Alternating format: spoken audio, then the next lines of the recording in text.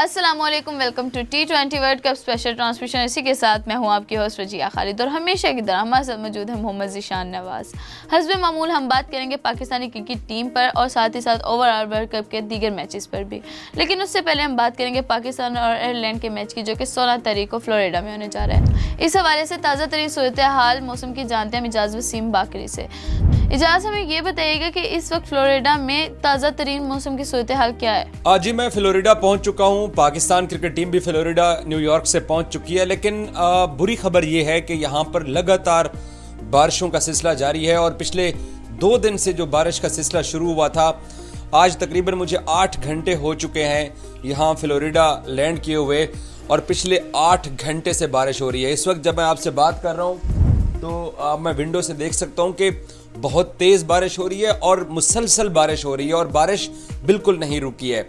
तो इन हालात के अंदर जो मैंने पिछले 8 घंटे के अंदर यहाँ फ्लोरिडा में आकर सिचुएशन देखी है, तो मुझे तो नहीं लगता कि शायद टॉस भी हो पाए, क्योंकि ये वो वाली कंडीशन नहीं है इस वक्त यहाँ पे मौसम की कि जिसमें हम ये उम्मीद कर सकें कि मैच होगा। मैच तो बहुत दूर की बात है, मुझे टॉस होता हुआ भी दिखाई नहीं दे रहा है, क्योंकि वेदर रडार के ऊपर अगले 3 दिन तक भी यहाँ इसी तरीके से लगातार 100% बारिश जारी रहने और बारिश होने के इम्कानात हैं। तो ऐसे में पाकिस्तान क्रिकेट टीम भी हमारी तरह होटल में बैठ के सिर्फ इंतज़ार करेगी कि क्या बारिश रुकती है, ग्राउंड खुश्क होता है, विकेट उस तरह से तैयार होता है कि मैच हो पाता है या नहीं हो पाता है।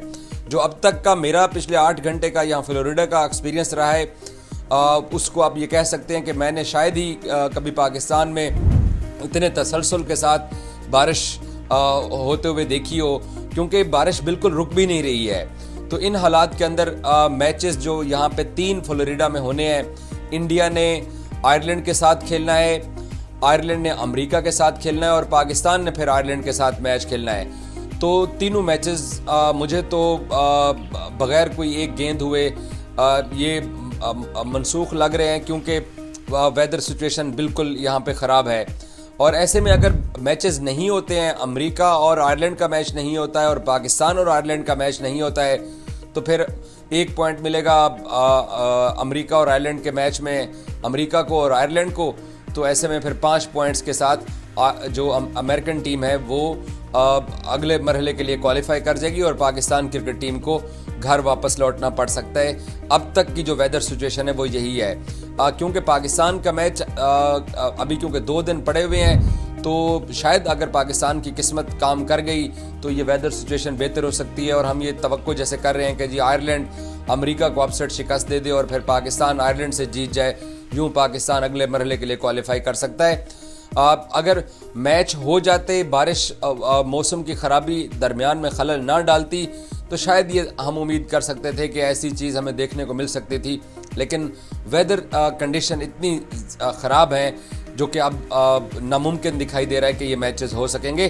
बहरहाल, क्योंकि अमेरिका के वेदर के बारे में आप हतमी कुछ भी प्रेडिक्ट नहीं कर सकते हैं, लेकिन अब तक की जो सिचुएशन पिछले 3 दिन से जो हम वेदर रडार पे देख रहे थे न्यूयॉर्क में बैठ के और यहाँ फ्लोरिडा पहुँच के भी जो सिचुएशन मैंने देखी है, मुझे तो बड़ी मायूसी हुई है कि ये मैचेस नहीं होने जा रहे हैं, क्योंकि बारिश रुकने का नाम नहीं ले रही है और आगे भी इसी तरीके से तसलसल के साथ बारिश की प्रेडिक्शन है। ज़ीशान, ये तो इजाज़ ने पाकिस्तान के हवाले से बुरी खबर बता दी है, तो अब क्या होगा इस बारे में बताएं। देखिए भैया, बुरी खबर आपने जैसे ही बता ही दिया है कि बुरी खबर है पाकिस्तान के लिए, हर हवाले से बुरी खबर है। ये नहीं है कि पाकिस्तान और आयरलैंड का जो मैच है उसमें बारिश हो या ना हो उससे फ़ैसला होगा, बल्कि इसी के साथ साथ जो आयरलैंड और यूएसए का मैच है उससे भी फैसला होगा कि पाकिस्तान आगे क्वालिफाई कर सकता है या नहीं कर सकता। अगर तो इन दोनों के दरमियान मैच हो गया तो फिर मैच पर फैसला होगा, और मैच पर फैसला ये होगा कि अमेरिका को हारना पड़ेगा, आयरलैंड को जीतना पड़ेगा, तब जाके पाकिस्तान आगे क्वालिफाई करेगा और पाकिस्तान के लिए ऑप्शन होगा कि वो आयरलैंड को हरा के आगे क्वालिफाई करे। लेकिन सूरत हाल कुछ इस तरह से है जिस तरह से इजाज़ ने बताया कि आयरलैंड और यूएसए का, पाकिस्तान और आयरलैंड का, उसी के साथ साथ जो कि कनाडा और इंडिया का जो मैच है वो तीनों मैच वॉश आउट होते दिखाई दे रहे हैं। और जिस तरह से तो इजाज़ बता रहे थे कि बारिश, मुसलसल बारिश इससे तो पाकिस्तानियों के लिए बुरी खबर है। जो उम्मीद की चिंगारी कनाडा के जीतने के बाद से और यूएसए के हारने के बाद, जो कि इंडिया से वो हार है गुज़श्ता रोज़, उसके हारने के बाद से जो जागी थी वो मदम होती दिखाई दे रही है। हम तो उम्मीद लगाए बैठे थे, हमने तो इंडिया के जीतने की दुआएं भी की थी। जितने भी पाकिस्तानी हैं, शायकीन क्रिकेट हैं, वो दुआएं कर रहे थे।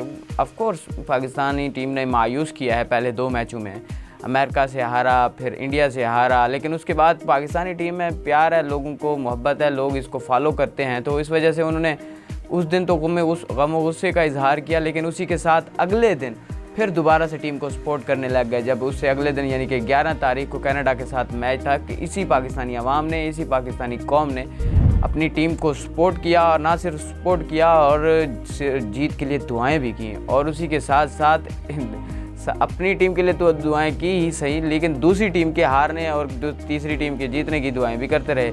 जी हाँ, पाकिस्तानी टीम हमेशा इंडिया के हारने की दुआ करता है जब पाकिस्तान और इंडिया का मैच होता है, लेकिन कल जो गुज़श्ता रोज़ यूएसए और इंडिया के दरमियान मैच हुआ तो पाकिस्तान दुआ करता रहा कि इंडिया जीत जाए और यूएसए हार जाए। तो हुआ भी वैसे ही, इंडिया जीत गया और यूएसए हार गया। लेकिन यहाँ पाकिस्तान के लिए अगर मगर की जो सूरत हाल है उसके लिए माहौल तो साजगार हो गया, लेकिन पाकिस्तान के लिए क्वालिफाई करना अब मुश्किल दिखाई दे रहा है। जिस तरह से इजाज़ बताया है कि मुसलसल बारिश हो रही है फ्लोरिडा में, एक मैच नहीं 3 मैच वाश आउट होंगे, और 3 मैच जो मैं पहले बता चुका हूँ। तो अब क्या कह सकते हैं, किस्मत है, यही किस्मत पाकिस्तान को यहाँ लेके आई है। इसी किस्मत ने उम्मीद जगाई, फिर वही किस्मत लेके पाकिस्तान को बाहर करेगी। और अगर पाकिस्तान यूएसए और कनाडा के आयरलैंड के दरमियान मैच ना हुआ, बार बार मैं कह रहा हूँ, इन दोनों के दरमियान मैच होना चाहिए, फैसला होना चाहिए, और फैसला ये होना चाहिए कि आयरलैंड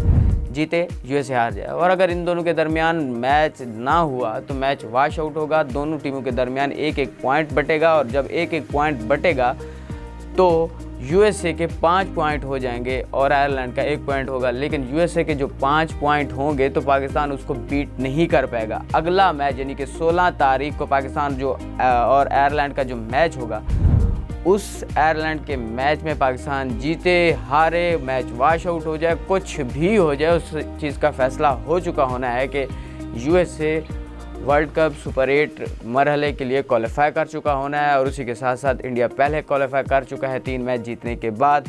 तो इस वजह से पाकिस्तान की अब किस्मत बारिश पर डिपेंड करती है कि मैच हो या ना हो, और ड्रॉ हो रहा है, वॉश आउट हो रहा है, क्या हो रहा है, तो इसका फैसला किस्मत पर डिपेंड करता है। ज़ीशान, अगर ये तीनों मैच बारिश की नज़र हो गए तो हमारे ग्रुप में से कौन कौन सी टीमें अगले मरहले के लिए क्वालिफाई करेंगी?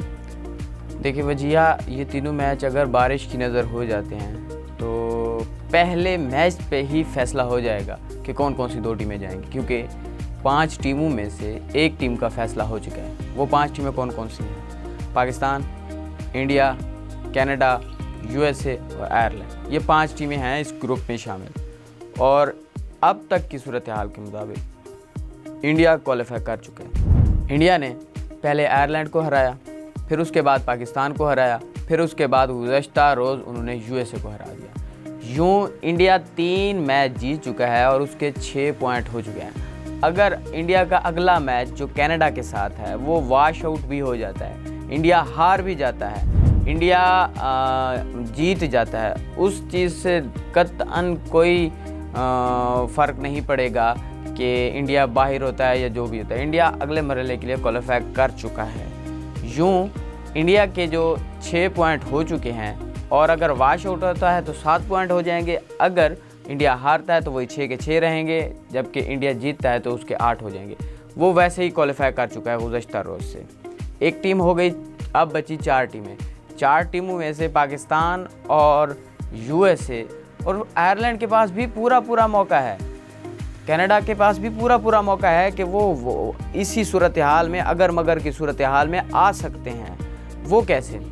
जब लेकिन बारिश मुतासर करेगी तो ऑफ कोर्स इसमें सारी टीमों का नुकसान होगा, सिर्फ यूएसए का फ़ायदा हो जाएगा। मैच हुआ या ना हुआ यूएसए का फ़ायदा हो जाएगा। वजह यह है कि आयरलैंड के 2 मैच बाकी हैं। अगर आयरलैंड यूएसए को हरा देता है और पाकिस्तान को हरा देता है तो रन रेट बेहतर होने की वजह से आयरलैंड आगे जा सकता है। ये भी हो सकता है। उसी के साथ साथ कनाडा अब तक 3 मैच खेल चुका है, 2 हार चुका है, 1 जीत चुका है। अगर कनाडा इंडिया को हरा देता है तो उसके भी 2 मैच हो जाएंगे, तो वो भी अगर मगर की सूरत हाल में आ जाएगा। उसी के साथ साथ पाकिस्तान तो वैसे अगर मगर की सूरत हाल में 2 मैच हार के 1 मैच जीत के चौथे मैच के लिए आयरलैंड को हराएगा तो आगे अगर मगर की सूरत हाल में आएगा, नहीं तो नहीं आएगा। लेकिन बारिश, वही जो कह सकते हैं ना कि बारिश सबसे ज़्यादा यूएसए को फ़ायदा देगी। तो यूएसए इस दूसरे 4 टीमों में से अगर तो आ गई बारिश किसी एक मैच में भी, किसी एक मैच में, पाकिस्तान आयरलैंड के मैच, आयरलैंड और यूएसए के मैच, इन 2 में से किसी एक मैच में भी बारिश आ गई तो इस चीज़ का फैसला हो जाएगा कि आगे यूएसए जा रहा है, पाकिस्तान, आयरलैंड, कनाडा घर वापस आ रहे हैं। तो मतलब ये है कि हमारे इस ग्रुप में से इंडिया और यूएसए, इंडिया तो जा चुका है और यूएसए के जाने के वाज़े इम्कानात नज़र आ रहे हैं। जी, तो यहाँ पर वक्त हो जाता है एक छोटी सी ब्रेक का। मिलते हैं एक छोटी सी ब्रेक के बाद।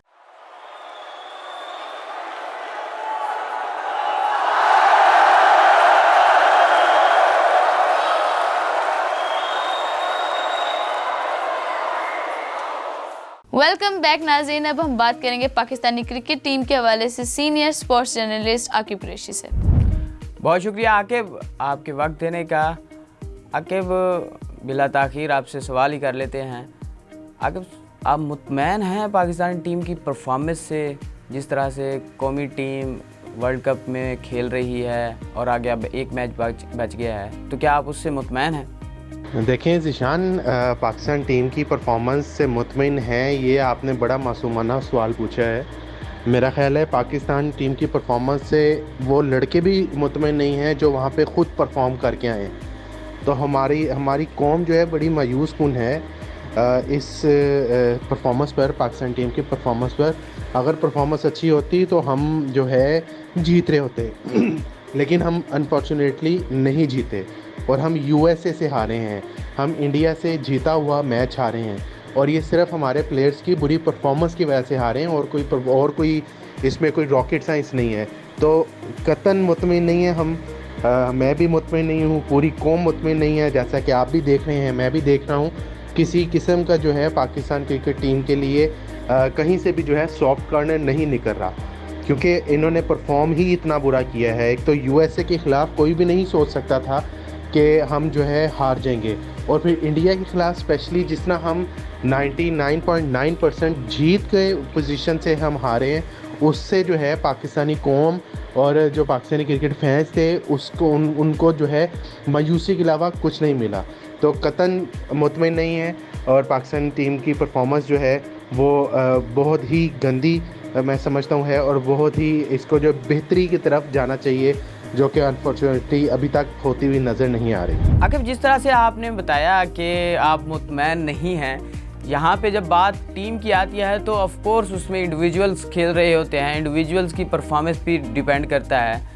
तो क्या आप साइम अयूब की परफॉर्मेंस से मुतमैन हैं और उसी के साथ साथ आज़म खान की फ़िटनेस और आज़म खान की परफॉर्मेंस से मुतमैन हैं? साइम अयूब के हवाले से और आज़म खान को मुसलसल मौका दिया जा रहा है लेकिन फिर भी वो नाकाम हो रहे हैं, और उसी के साथ साथ जो दूसरे प्लेयर हैं जो टीम में मौजूद हैं लेकिन मुसलसल नाकाम हो रहे हैं, क्या उन सब की परफॉर्मेंस के हवाले से थोड़ा सा बताएंगे आप? देखें, जहाँ तक रही बात साइम अयूब की और आज़म खान की जो आपने बात की है ज़ीशान, ये बड़ी आपने इम्पोर्टेंट बात की है। साइम अयूब को 21 मैचेस में चांसेस मिले हैं लेकिन वो परफॉर्म नहीं कर पाए। आज़म खान को मुसलसल चांस मिले लेकिन वो परफॉर्म नहीं कर पाए। लेकिन यहाँ पर सवाल ये उठता है कि हमारे पास इनके अलावा है क्या? हमारे पास तो कुछ है ही नहीं। सवाल तो वहाँ पे उठाना चाहिए, सिलेक्शन कमेटी से उठाना चाहिए कि भाई आपने हमें क्या प्लेयर दिए हैं, आपने प्लेयर तो बताएं कि आपने हमने प्लेयर क्या दिए हैं जिनमें से हमने पिक एंड चूज़ करना है। आपके मिडिल ऑर्डर में सलमान अली आ गए हैं, आपके मिडिल ऑर्डर में इरफान खान नियाजी हैं, आप उनको टेस्ट किए बगैर ही बाहर कर देते हैं। मान लिया कि वो एबिलिटी नहीं है उनमें, लेकिन भाई उनको चांस देंगे तो पता चलेगा ना। साइम अयूब की जहां आपने बात की है तो मैं समझता हूँ ये एक बहुत गलत ट्रेंड सेट किया गया है। 21 मैचेस मुसलसल एक लड़के को दिए हैं आपने, ठीक है? इस तरह तो कोई भी लड़का आएगा, मतलब फॉर एग्जांपल उस्मान खान है या जो कोई भी लड़का है, तो वो कहेगा भाई मुझे चार मैचों में चांस क्यों दिए हैं, मुझे भी 21 मैचों में चांस दो, और उसका वो पॉइंट जो होगा बिल्कुल वैलिड होगा। तो मैं समझता हूँ साइम अयूब को 21 मैचेस देना एक तो ज़्यादती है, और दूसरा हम अगर उससे थोड़ा सा हम पास्ट में चले जाएं, क्योंकि हम चीज़ों को बड़ी जल्दी भूल जाते हैं, लेकिन आप और मैं, हम स्पोर्ट्स जर्नलिस्ट हैं, हमें चीज़ें याद रखनी पड़ती हैं और हमें याद रहती हैं। हमें याद होगा, हमें अपने व्यूअर्स को बताना होगा कि साइम अयूब को जब सिलेक्ट किया था तो CPL की परफॉर्मेंस पे किया था, जो 2023 में उन्होंने वेस्ट इंडीज़ में रन्स के अंबार लगाए थे गयाना अमेजन वॉरियर्स की तरफ से। उसके बाद जब उनको चूज़ करने के फ़ौरन बाद उनको कहाँ फेंक दिया? आपने टेस्ट मैच में फेंक दिया। चूज़ आप करते हैं T20 की परफॉर्मेंस पर, फेंक आप देते हैं टेस्ट मैच की परफॉर्मेंस पे। ठीक है, उन्होंने कहा चलो कोई बात नहीं, हम कर देंगे। टेस्ट मैच में उनको चांस दिए, वहाँ पे फेल हुए। न्यूजीलैंड में चांस दिया T20 क्रिकेट में, वो वहाँ पे भी फेल हो गए। फिर उसके बाद न्यूजीलैंड के ख़िलाफ़ जो होम सीरीज़ थी उसमें भी फेल हो गए, आयरलैंड के ख़िलाफ़ भी फेल हो गए, इंग्लैंड के ख़िलाफ़ भी फेल हो गए, वर्ल्ड कप में भी उनको एक मैच मिला, उसमें भी फेल हो गए। तो साइम अयूब एक, मुझे लगता है हम इस वाले साइम अयूब को नहीं जानते। हम तो साइम अयूब को जानते थे जो CPL में बड़ी प्यारी शॉट्स खेलता था, जो पावर लगा के थोड़ी सी शॉट्स खेलता था। यहाँ पे भी आपने देखा वर्ल्ड कप में जो ये मैच खेले अपना पहला, इसमें कनाडा के ख़िलाफ़ खेले, आपने उसमें देखा कि ये सिर्फ बॉल को टाइम करने पे जा रहे थे। हम इस साइम अयूब को नहीं जानते। हम तो साइम अयूब बना ही तब था जब वो ऊपर आके थोड़ी सी हार्ड हिटिंग करता था, थोड़ा सी बॉल को पावर लगाता था। यहाँ पर हमने देखा है कि शायद उन्होंने अपना स्टांस चेंज किया है, या कोच ने उनको कोई जो है वो उनका स्टांस चेंज करवाने की कोशिश की है। यहाँ पर वो उस तरह के साइम अयूब हमें नज़र नहीं आ रहे। तो अनफॉर्चुनेटली 21 मैचेस बहुत ज़्यादा मैचेस हैं मेरी नज़र में। हमारे पास बेशक हमारे पास पीछे बैकअप नहीं है, लेकिन हमें बैकअप तलाश करने के लिए लड़कों को इंक्लूड करना पड़ेगा। दूसरा, आपने आज़म खान की बात की है, तो आज़म खान को मैं पर्सनली समझता था और समझता रहूँगा कि Azam Khan is one of the cleanest hitter in the middle order of Pakistan right now. अभी इस वक्त जो सर्किट में क्लीनेस्ट हिटर हैं, और मैं इफ्तिखार अहमद से ऊपर रेट करता हूँ आज़म खान को। लेकिन मसला बदकिस्मती ये हुई कि आज़म खान अपने जो है वो चीज़ों को सर्वाइव नहीं कर सके, अपनी चीज़ों को सर्वाइव नहीं कर पाए, और जो है वहाँ पर आके उनको जो चांस भी मिले, शायद एक दो जगह उनको बॉल्स अच्छे पड़ गए, और एक दो जगह जो है वो उनका जो कॉन्फिडेंस मुझे लगा वो शैकल नज़र आया, और वो उनका अपना भी थोड़ा सा कसूरवार है कि वो चीज़ जो उनको चांस मिला उसको वो अवेल नहीं कर पाए। आकिब, जिस तरह से आपने बात की है डोमेस्टिक परफॉर्मर्स की, और उसी के साथ साथ जो टीम में मौजूद खिलाड़ी हैं, आप बेहतर जानते हैं, हम कवर कर रहे होते हैं, हम स्टेडियम में मौजूद होते हैं, इन खिलाड़ियों के साथ इनकी एक एक एक्टिविटीज़ कवर कर रहे होते हैं, इवन कि ये क्या कुछ कर रहे हैं वो भी कवर कर रहे होते हैं इनकी टीम ग्राउंड के अलावा। लेकिन मैं थोड़ा सा यहाँ पे ऐड करना चाहूँगा, जिस तरह से आपने बात की, इंडोर्स करता हूँ मैं डोमेस्टिक परफॉर्मेंस को मौका ना देना, उनको टीम में शामिल करना, टीम में शामिल करने के साथ साथ उनको ड्रॉप कर देना। मैं इब्रार अहमद की मिसाल यहाँ देना चाहूँगा। इब्रार अहमद पे हम थोड़ा अगले सेगमेंट में जाके बात भी करेंगे, लेकिन इब्रार अहमद को हम मुसलसल पर टीम में शामिल करते हैं लेकिन खिला नहीं पाते। हम वर्ल्ड कप में उसे शामिल किया, नहीं खिलाया। हमने उन्हें ऑस्ट्रेलिया टूर में शामिल किया, नहीं खिलाया। हमने उन्हें, वो थोड़ा इंजर्ड हो गए थे, लेकिन उसी के साथ साथ हमने न्यूजीलैंड के ख़िलाफ़ सीरीज़ में शामिल किया, नहीं खिलाया। हमने आयरलैंड के ख़िलाफ़, हमने न्यूजीलैंड के ख़िलाफ़ दोबारा, फिर इंग्लैंड के ख़िलाफ़, फिर वर्ल्ड कप में हम उसे मुसलसल टीम के साथ लेके चल रहे हैं। लेकिन उसका हाल भी मोहम्मद हारिस जैसा होगा।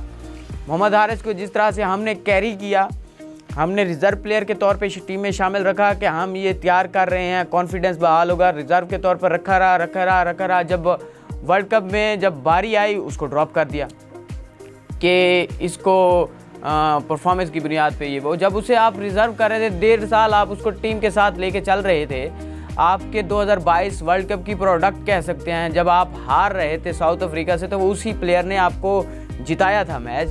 आपने उसको टीम के साथ कैरी किया, उसको कॉन्फिडेंस बहाल किया, आपने कहा कि ये तैयार हो रहा है। लेकिन जब उसकी बारी आई खेलने की, आपने उसे टीम से ड्रॉप कर दिया। उसी तरह से अब इब्रार अहमद के साथ मुझे तो डर है ये ना हो जाए। उसामा मीर ने, आपने पिछले दिनों जिस तरह से आके आपने भी रिपोर्ट किया था, मेरे ख्याल में आप ही की ब्रेकिंग थी कि फड्डा हो गया है दोनों खिलाड़ियों के दरमियान, उसामा मीर और चीफ सेलेक्टर साहब के साथ जो अब सीनियर जो मैनेजर हैं टीम के, वहाब रियाज के साथ, क्योंकि उन्होंने पूछ लिया था कि मुझे टीम में सेलेक्ट क्यों नहीं किया जबकि मैं टॉप परफॉर्मर हूँ PSL का।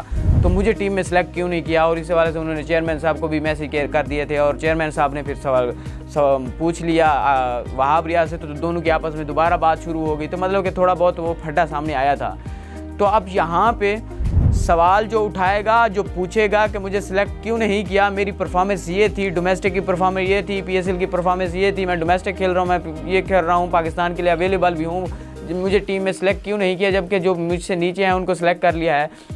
तो फिर आपके वही चीफ सेलेक्टर उनके साथ फटे हो जाएंगे। चीफ सेलेक्टर आपको ज़ातियात पे लेना शुरू कर देंगे, आपको ज़ाती दुश्मन समझना शुरू हो जाएंगे। एक टूर्नामेंट है, उस टूर्नामेंट से पहले एक टूर्नामेंट आपका लोकल है, उस लोकल के टॉप परफॉर्मर जो हैं उसको आप वर्ल्ड क्लास टूर्नामेंट में शामिल ही नहीं कर रहे। तो फिर आप क्या समझते हैं कि क्या उससे हौसला अफजाई होगी डोमेस्टिक में खेलने वालों के लिए? बिल्कुल भी नहीं होगी। और इसी के साथ साथ जो आपने सवाल उठाया आकिब कि साइम अयूब को मुसलसल 21 मैच दिए गए, और अब साइम अयूब को 21 मैच दे के मुसलसल जब किसी और को 21 मैच नहीं दिए जाएंगे तो वो सवाल उठाएगा, वो भी कहेगा कि मुझे भी साइम अयूब के जैसे मौका दिया जाए, मैं भी परफॉर्म करूंगा, 21 मैच में से किसी ना किसी एक मैच में तो मैं परफॉर्म कर जाऊंगा। तो ये आपने बहुत वो क्या ना दरिया को कूजे में बंद कर दिया है, प्रिसाइज होकर बहुत कमाल बातें की है। इस पर हम थोड़ी सी आगे भी बात करते हैं कि आगे क्या होगा, इसका एक्शन हो रहा है, उस पर आप बाखबर सहाफ़ी हैं, उस पर भी बात करते हैं। लेकिन मेरे ख्याल में अब छोटी सी ब्रेक ले ली जाए क्योंकि ब्रेक का वक्त हो गया है। जी तो नाज़रीन, वक्त हो जाता है एक छोटी सी ब्रेक का, मिलते हैं एक छोटी सी ब्रेक के बाद।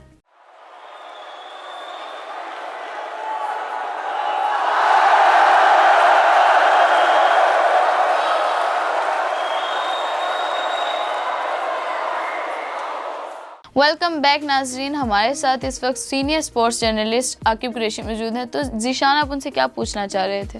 मैं पूछना तो ये सर, बाखबर सहाफ़ी हैं आकिब कुरैशी साहब और कवर भी करते हैं PCB समेत क्रिकेट टीम को और उसी के साथ तमाम स्पोर्ट्स को वो कवर करते हैं। मतलब ये है कि वो बाखबर सहाफ़ी हैं। जिस तरह से मोहसिन नकवी साहब ने कहा कि छोटी मोटी नहीं बड़ी सर्जरी की ज़रूरत है और बड़ी सर्जरी होगी, तो मेरे ख्याल में यहाँ पे मुझे थोड़ा सा इख्तलाफ ज़रूर है मोहसिन नकवी साहब से। जिस तरह से टीम वर्ल्ड कप में मौजूद थी और वनडे वर्ल्ड कप में तो पीछे से स्टेटमेंट दी गई थी ज़का अशरफ साहब की जानिब से, तो ज़का अशरफ साहब ने तो इसी तरह से कहा था कि टीम की हारने जीतने की ज़िम्मेदारी हम पे नहीं आती, ये चीफ सेलेक्टर और उसी के साथ साथ टीम जो कि कप्तान है उन्होंने बनाई थी। तो उसी हवाले से जब टीम इस वक्त मौजूद है वर्ल्ड कप में, 2 मैच हारने के बाद से इतना सब्र नहीं है कि चेयरमैन साहब ने 2 मैच हारने के बाद ट्वीट कर दिया। हालांकि उन्हें कुछ ना कुछ सब्र करना चाहिए था, टीम की परफॉर्मेंस आगे 2 मैचों में देखनी चाहिए थी। चाहे टीम दोनों मैच हार जाती, 4 के 4 वर्ल्ड कप में मैच हार जाती, हार के आती, तो फिर वो जो एक्शन होता ना वो दिखाई देना चाहिए था, ना कि वो जो टीम इस वक्त वर्ल्ड कप में मौजूद है, अभी 2 मैच हुए हैं और उन्होंने कह दिया बड़ी सर्जरी की ज़रूरत है। लेकिन अब बड़ी सर्जरी होगी तो होगी कैसे, इस पे बात करते हैं। ये राशिद अल लतीफ़ ने भी इस हवाले से बताया है कि ज़का अशरफ ने जो गलती की थी वही मोहसिन नकवी साहब ने कर दी है गलती। टीम वर्ल्ड कप में मौजूद है और पीछे से वो स्टेटमेंट दे रहे हैं। लेकिन हम आकिब कुरैशी से भी पूछ लेते हैं कि आकिब कुरैशी इस हवाले से क्या खबर रखते हैं, क्योंकि वो कवर भी करते हैं, सारा कुछ है। तो आकिब काइंडली बताइएगा कि सर्जरी में किस किस का नाम आ रहा है, किस किस के सर पे तलवार लटक रही है? सिर्फ वो खिलाड़ियों के सर पे तलवार है या फिर मैनेजमेंट भी शामिल है इसमें, सिलेक्शन कमेटी भी शामिल है क्या? देखें ज़ीशान, ये आपने वो सवाल पूछ लिया है जो पूरी कौम इस वक्त जानना चाहती है कि जो मोहसिन नकवी साहब ने कहा है कि छोटी नहीं बड़ी सर्जरी की ज़रूरत है। तो भाई बड़ी सर्जरी की नौयत क्या है? मुझे तो ये लग रहा है कि मोहसिन नकवी साहब को सर्जरी के एग्जैक्ट जगह का नहीं पता। मुझे ये डर है कि कहीं मरीज़ के दिल में दर्द है और मोहसिन नकवी साहब उसकी आँख की सर्जरी ना कर दें। पहले हमें तशख़ीस करनी पड़ेगी कि सर्जरी है किस चीज़ की। यहाँ पे तो आपका पूरा जिस्म ही गंदा है। देखें ना, आपकी मैनेजमेंट कमेटी में सियासत है, आपकी जो है जो उसमें टीम में सियासत है, स्क्वाड में सियासत है। इनफैक्ट अगर मुझे आप मौका दें कहने का, मैं माजरत के साथ ये भी कहना चाहता हूँ कि पाकिस्तान क्रिकेट बोर्ड में सियासत है। और ये आज की नहीं है, ये मोहसिन नकवी साहब के दौर की नहीं है। आपको पता है रमीज़ राजा साहब आए, उससे पहले 1999 के वर्ल्ड कप में सैफुर रहमान साहब के भाई थे, ठीक है। उसके बाद भी पॉलिटिकल इन्वॉल्वमेंट होती रही। रमीज़ राजा साहब है, नजम सेठी साहब आए, ज़का अशरफ साहब आए, अब मोहसिन नकवी साहब आए। तो सबको पता है कि इन जो शख्सियात हैं, जो चेयरमैन हैं, इनकी जो है सियासी वाबस्तगियाँ किस पॉलिटिकल पार्टी के साथ हैं, तो ये सबको पता है। अब जो मोहसिन नकवी साहब ने कहा है सर्जरी का, तो भाई सर्जरी पहले तो मैं सबसे पहले ये जानना चाहूँगा एज अ क्रिकेट फ़ैन कि सर्जरी किस हिस्से की होनी है, जिस्म के किस हिस्से की सर्जरी करेंगे। हाँ, आप अगर खिलाड़ियों की सर्जरी करेंगे तो आप पे सबसे पहले सवाल आएगा कि आपने टीम मैनेजमेंट को क्यों छोड़ा। हाँ, आप अगर टीम मैनेजमेंट की सर्जरी करेंगे तो फिर आप पे ये भी सवाल आएगा कि आपने प्लेयर्स को क्यों नहीं पकड़ा। तो सर्जरी मेरा ख्याल है सबसे पहले आपको अपने घर से शुरू करनी चाहिए। आप देखें कि क्रिकेट के मामलात आपने किसके हाथ में दिए हैं। आप समझ सकते हैं और ज़िशान मैं क्या कहना चाह रहा हूँ कि किसके हाथ में क्रिकेट के मामला दिए हैं, और ज़रा सर्जरी उधर से शुरू की जाए। उनसे पूछा जाए कि भाई सिलेक्शन कमेटी में आप शामिल हैं, आप सीनियर टीम मैनेजर हैं, ज़रा बताएं तो सही कि आपने क्या लड़के सिलेक्ट करके दिए। ज़रा सिलेक्शन कमेटी से पूछें। 7 रुकनी सिलेक्शन कमेटी है जहाँ पे वहाब रियाज हैं, मोहम्मद यूसुफ हैं, अब्दुल रज़ाक हैं, असद शफीक हैं, बाबर आजम खुद हैं, गैरी क्रिस्टन है जो हेड कोच हैं, उसके बाद एक साबिक वज़ीर है। ज़रा इन सातों बंदों से पूछें तो सही कि भाई ज़रा मुझे आके बताएं तो सही, मुझे ज़रा रिपोर्ट तो दें कि आपने क्या बंदे सेलेक्ट किए हैं, किस बेस पे किए हैं, आपने पीछे बैकअप क्यों नहीं दिया, आपने रिज़र्व में क्यों नहीं रखा। कौन सी ये टीम है कि जिसको इतना कॉन्फिडेंस है कि मैं रिज़र्व के बगैर खेल लेगी टीम। आज देख लें आपके हाफ फिट लड़के जो हैं वो मैच खेल जाते हैं, लाइक इमाद वसीम जो अपनी नी की इंजरी को छुपाते हैं। इस तरह के लड़के जो है वो अपनी इंजरी छुपा कर मैच खेल जाते हैं क्योंकि आपके पास पीछे बैकअप ही नहीं है।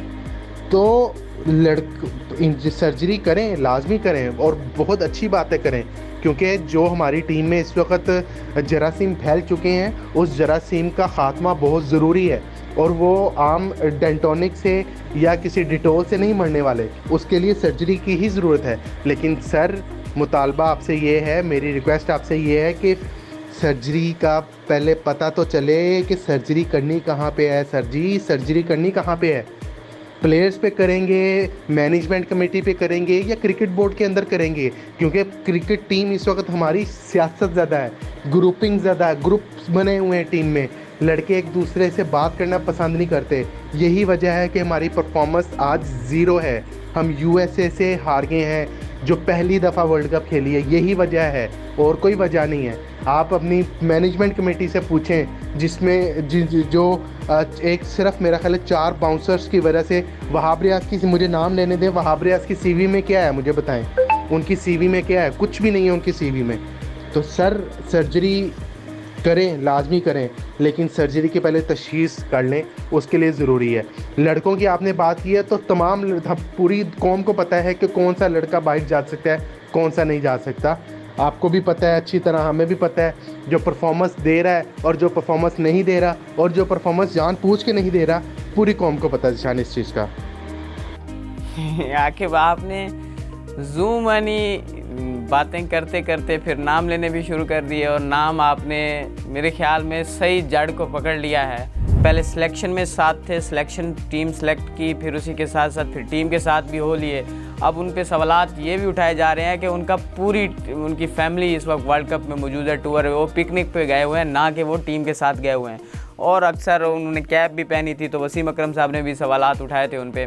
देखो आप जिस तरह से बात कर रहे हैं ना, सियासत ज़्यादा, ये तो हमेशा से रहा है। कौमी टीम में, क्रिकेट बोर्ड में सियासत रही है, लेकिन वो सियासत मैंने जो 2007-8 में देखी थी, जब वो खिलाड़ियों के दरमियान फटा हुआ था, वो दोबारा से अब होने लग गया है। सूरत हाल कुछ इस तरह के है कि टीम पे फ़र्क ना पड़े ना, आपस में इनकी सियासत चलती रहे, लेकिन टीम की परफॉर्मेंस पे सबसे पहले पाकिस्तान होना चाहिए। लेकिन इधर तो न टीम की परफॉर्मेंस है, और पाकिस्तान तो दूर की बात, ज़ातियात हैं इनकी आपस में, और ज़ाती इनका फ़ायदा सबसे पहले है। तो मेरे ख्याल में सर्जरी फिर पूरे जिस्म की करनी चाहिए, ना कि किसी एक पार्ट की, टीम की नहीं, मैनेजमेंट के साथ, उसके साथ साथ सिलेक्शन कमेटी की भी होनी चाहिए सर्जरी, ताकि उसका कम अज़ कम टीम का फ़ायदा हो और जो अवाम में गम व गुस्सा पाया जाता है वो थोड़ा कम हो। लेकिन अब थोड़ा सा सर्जरी पे आपने थोड़ा ज़्यादा ब्रीफ कर दिया है, अब थोड़ा सा मुझे ये बताइएगा कि वर्ल्ड कप में, आखिरी सवाल है मेरा आपसे, वर्ल्ड कप पाकिस्तान अपने 3 मैच खेल चुका है और जिसमें से 1 मैच जीत चुका है, 2 मैच हार चुका है। अब पाकिस्तान का अगर मगर की सूरत हाल में है कि बारिश हो गई तो पाकिस्तान बाहर है, अगर बारिश ना हुई तो जीतना पड़ेगा और यूएसए को हारना पड़ेगा आयरलैंड के साथ। लेकिन क्या इस परफॉर्मेंस के साथ पाकिस्तान डिज़र्व करता है सुपर 8 मरहले में जाने के लिए? क्या आप समझते हैं कि पाकिस्तान को आगे जाना चाहिए? ज़िशान देखें, इस परफॉर्मेंस के बाद मेरा दिल तो नहीं मानता कि पाकिस्तान की टीम जाए, और इखलाकन भी, एथिकली भी ये रॉन्ग होगा कि पाकिस्तान की टीम इस परफॉर्मेंस के बाद जाए। हाँ, कुदरत का निज़ाम चल जाए, अल्लाह को कुछ और मंजूर हो, बतौर मुसलमान हमारा अकीदा होता है कि जो अल्लाह को मंजूर होता है वही होता है। लेकिन मेरी अगर आप पर्सनल राय पूछें तो एथिकली इस परफॉर्मेंस के बाद तो हमारा सुपर 8 में जाना नहीं बनता। हाँ, अगर हम सुपर 8 में गए तो आप किसी एक आपसे बेहतर टीम का, अपने से बेहतर टीम का हक खाएंगे। जी, आप अपने से बेहतर टीम का हक खाएंगे अगर आप सुपर 8 में पहुँचे।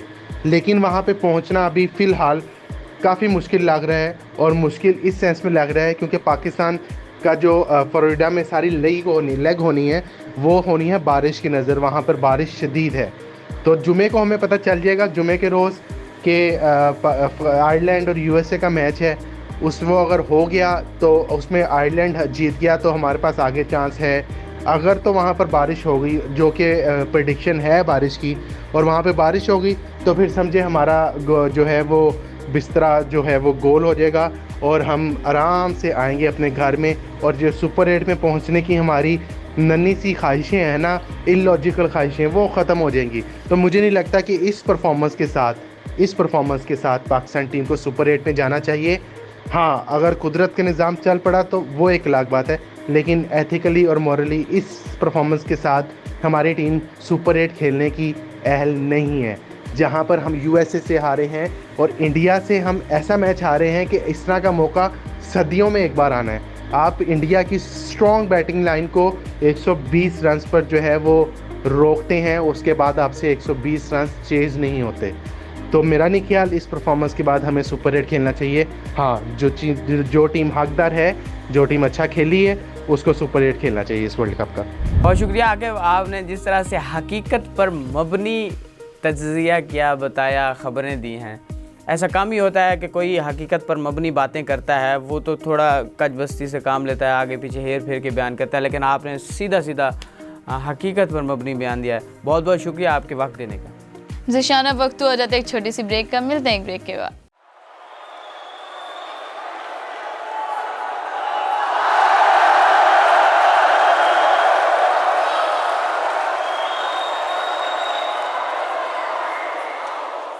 वेलकम बैक नाज़रीन। अब हम बात करेंगे गुज़श्ता होने वाले 2 मैचेस की, जो कि एक वेस्ट इंडीज़ और न्यूजीलैंड के दरमियान हुआ, जबकि दूसरा इंडिया और यूएसए के दरमियान हुआ।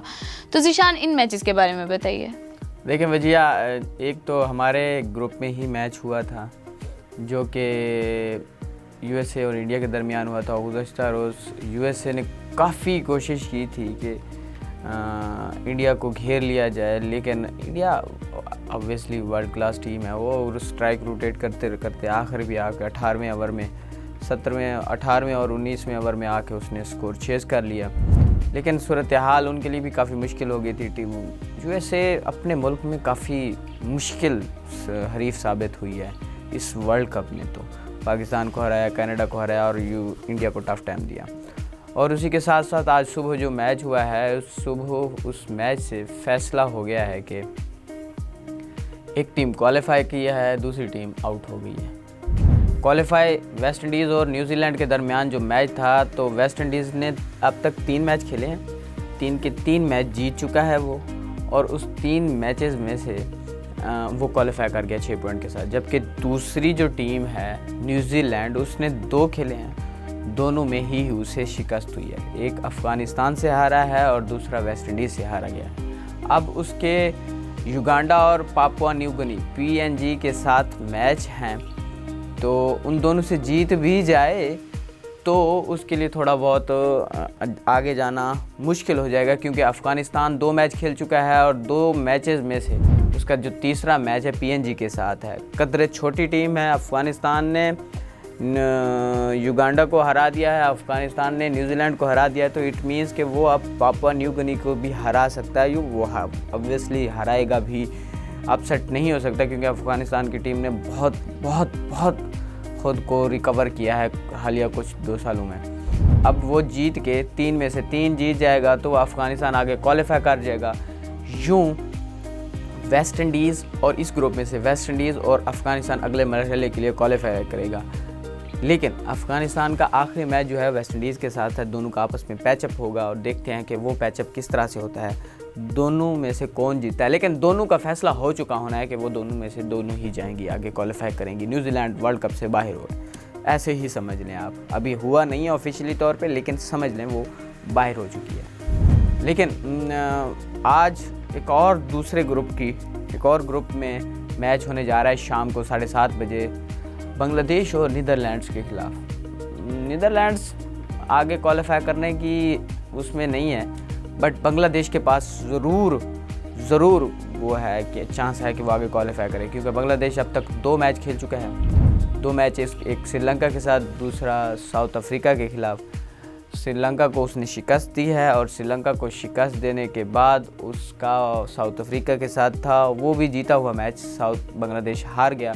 यूँ उसके 2 मैच हैं, एक हार चुका है, एक जीत चुका है। अब दूसरा उसका नीदरलैंड के खिलाफ है। बांग्लादेश अगर नीदरलैंड के खिलाफ ये मैच जीत जाती है तो बांग्लादेश के पास चांसेस हैवी हो जाएंगे कि वो आगे क्वालिफाई कर जाए, और वो इस तरह से होगा कि बांग्लादेश भी अपना जो आखिरी मैच है, बांग्लादेश अभी अगर मगर की सूरत हाल में दाखिल हो जाएगा अगर के आज वाला मैच जीतता है तो। लेकिन अगर कंफर्म आगे क्वालिफाई करना है तो फिर उसको तीसरा मैच भी जीतना पड़ेगा। तो ये सूरत हाल चल रही है वर्ल्ड कप में। तो लेकिन आगे देखते हैं क्या होता है क्या नहीं होता। लेकिन अफ़गानिस्तान का जो कल मैच है पीएनजी के साथ, वो भी देखने वाला होगा, मज़ेदार होगा वो वाला भी।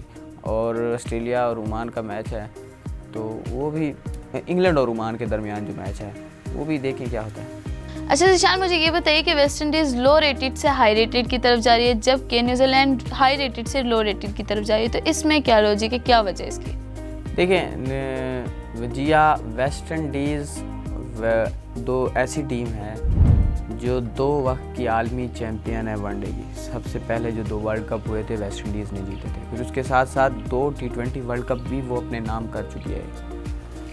और लेकिन वेस्ट इंडीज़ को कभी भी आसान हरीफ नहीं समझा जाता।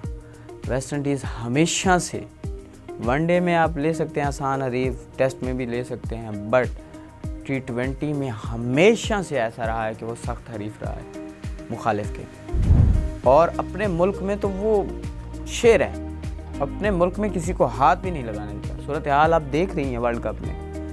वर्ल्ड कप से पहले आप उन्हें कोई सीरीज़ उठा के देख लें वनडे वगैरह, तो वो उसमें नहीं चल रही टीम। लेकिन T20 में हैवी टीम है, वो हार भी जाते हैं तो वो नॉर्मल सीरीज़ होती है, वो हार जाते हैं। लेकिन जिस तरह से वो वनडे ये T20 वर्ल्ड कप में खेल रहे हैं, 3 मैच खेल चुके हैं, तीनों मैच जीत चुके हैं। वो होम ग्राउंड है, उन्हें होम कंडीशंस का फ़ायदा है। होम कंडीशन में वो बेहतर से बेहतर परफॉर्म करने की सलाहियत रखते हैं।